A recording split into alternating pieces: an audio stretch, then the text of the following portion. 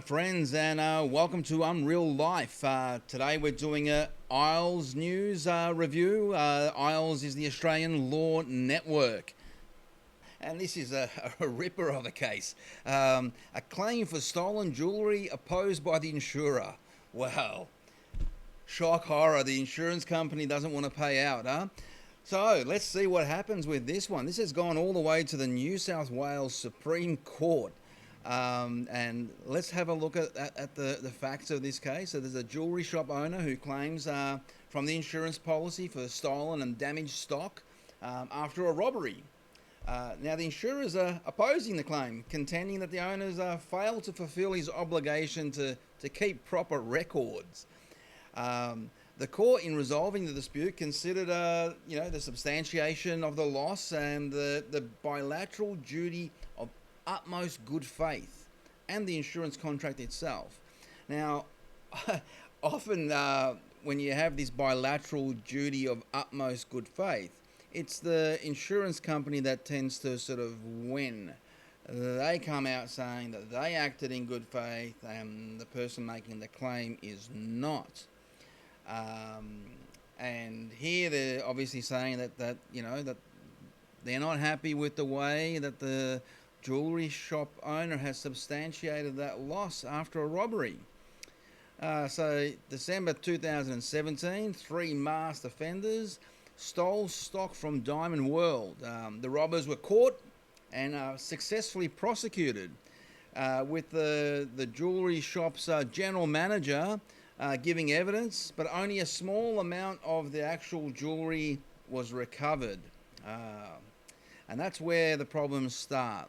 So Diamond World gave the insurer notice of the robbery, letting them know that that they were making a claim that stock's gone, that was stolen as part of the robbery, and that there was also some stock that was damaged. And it so happened that as the robbery occurred in December, that this was around Christmas time, so naturally they had more stock than usual, and they also had stock in their on consignment that they didn't pay for yet, but because of the time of year being Christmas, that they ordered in just in case, in anticipation of hot Christmas sales. So the claim is amounting to $1.7 million almost. So that's a lot of jewellery there. And when we compare that claim to what the insurer was offering, we got 1.7 million versus 8,600. The insurer was that's what their first offer was. The insurer later made a written offer for $500,000, which Diamond World did not accept. In its amended defence, however, it admitted liability only. This is the insurance company admitted liability for $367,990 worth of stock, the calculation of which has not been explained. So they've just plucked the figure out of thin air according to their own sort of formulas or whatever that they've valued for the court. Diamond World's claim was explained by the owner at $1.3 million for the cost price of the stolen stock, an additional almost $400,000 for damaged stock, reflecting its cost price less the value of the melted gold and loose stones, as well as for $9,600 in damage to the cabinets and things. It was explained by the insurer that the $500,000 offered had not been paid because its offer was not accepted. Now, in contrast, just for a bit of perspective here, the New South Wales Police caught and prosecuted the robbers. They've been sentenced, and save for the small amount of jewellery to a value of $2,800 that was recovered by the police, there's still some, what do we got? $1.3 million worth of jewellery that wasn't found by the police. Quite a nice haul there.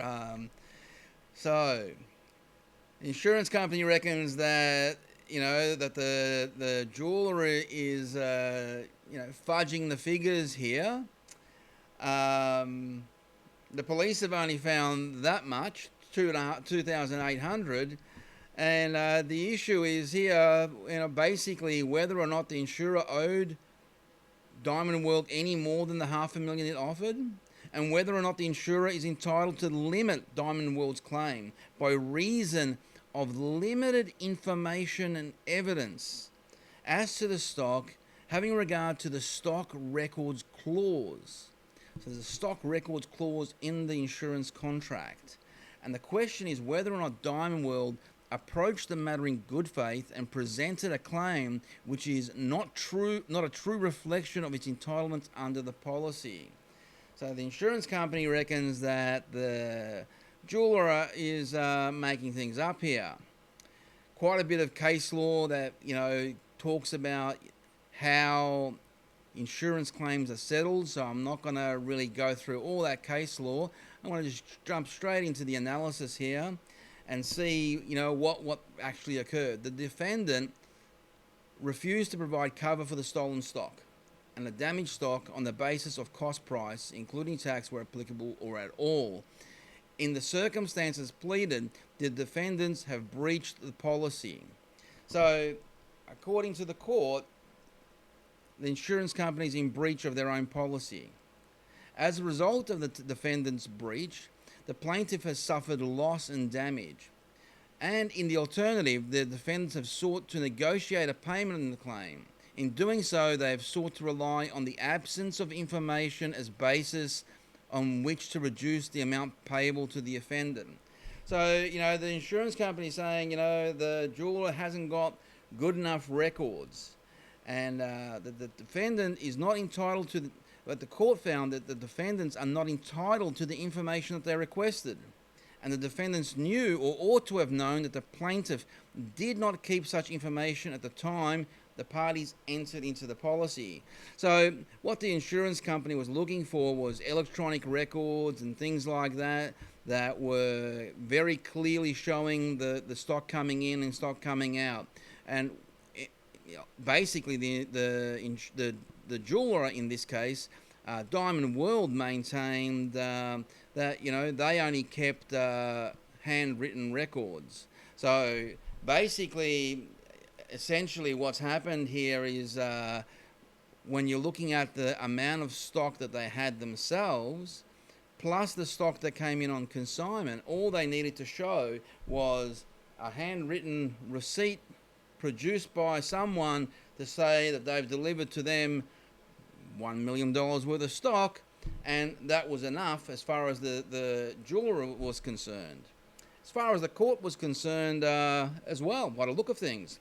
So the certificate of insurance specified that in return for payment of the premium, the insurer had agreed to insure Diamond World in accordance with the wording attached to the certificate. All risks of physical loss and damage were thereby insured, including goods held on trust at the premises in the event of robbery. Had the insurer wished to impose an obligation on Diamond World to keep proper records, that should have been done expressly. And because the insurance policy didn't actually require the jeweler to keep proper records, they had to actually pay out, and they paid out. And the conclusion, judgment was entered for Diamond World. So that judgment was for the full claim that Diamond World had made. If we click here into the link that we provide on all of our cases that we do reviews on, the link brings us straight to the Ausley judgment itself, and it follows that the judgment must be entered for Diamond World, which is also entitled to orders in its favour for the losses it substantiated in relation to the stolen stock and damages fitted. So they got a payout of the full amount, which is nearly $1.7 million. Nice. Okay, so the take-home lesson here is basically, when you're looking at your insurance policies, the insurance companies normally win these cases, and they rarely, come out losing like they have here. But basically, the bottom line here is that the insurance company for sure in future is going to amend their insurance agreements to say that anyone who is insured has an obligation to keep proper records. How's that?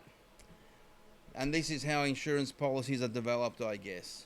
Okay, so that wraps up that case, and thank you all for watching. If you enjoyed the review and hearing about how this case went and how the insurance company fought to the bitter end, just hit that like button and the subscribe button so you can get notifications of future reviews that I do here at Imreal.Life. Thank you. Cheers.